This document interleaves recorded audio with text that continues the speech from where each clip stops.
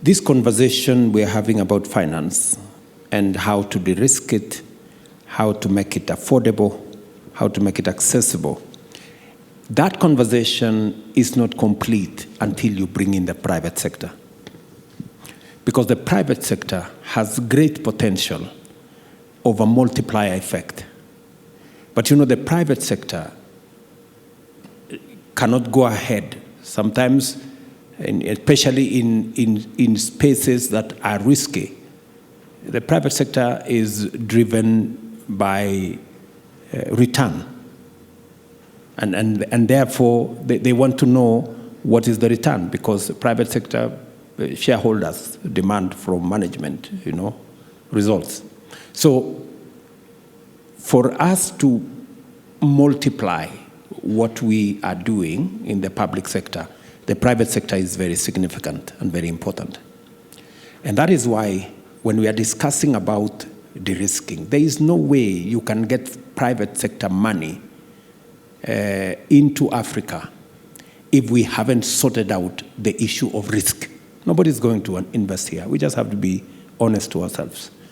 The moment we sort out that, and they can see what the public sector is doing, the private sector can multiply that 2-3 times. It is, they can bring that on board. We had a conversation as a country about the cost of fintech money.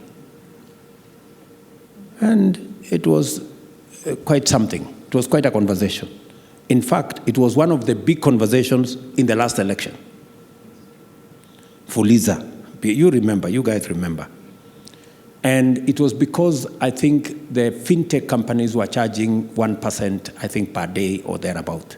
So it was 300% per year or something like that. So, and the big conversation was, this is predatory. That was the language then. But let me tell you the positive side of this. So when we decided, as government, when I came into office, I promised that we would look at another financial product that would be cost-effective. So we came into office, I called the fintechs together. They are business people, but they are also patriotic.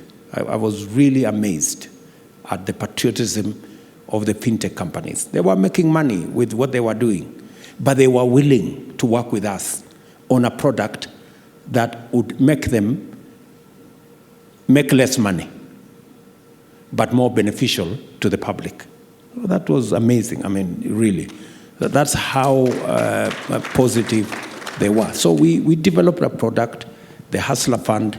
Instead of charging 1% per day, we are charging 0.002% per day, which is 8% per year. And all the fintechs that were in that space, many of the banks that were in that space, participated in bringing into being a product that was more amenable, accessible.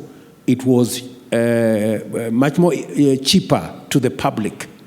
They participated in it because they saw the value of greater access. Today, we have close to 15 million Kenyans on the Hustler Fund. We've lent 35 billion in the last 8 months, Kenyan shillings. And we have 7 million people almost daily in that space. So, and the same private sector that was participating in the predatory one, if I may call it, are participating in this one. And they are supporting it. So that tells you how the public sector can influence the private sector to do the right thing, to bring down the costs from what it was to what it is. And that is how I could explain that if, as the public sector, we were to de-risk the space around financing, we would leverage more resources from the private sector once they see what we are doing in the public sector.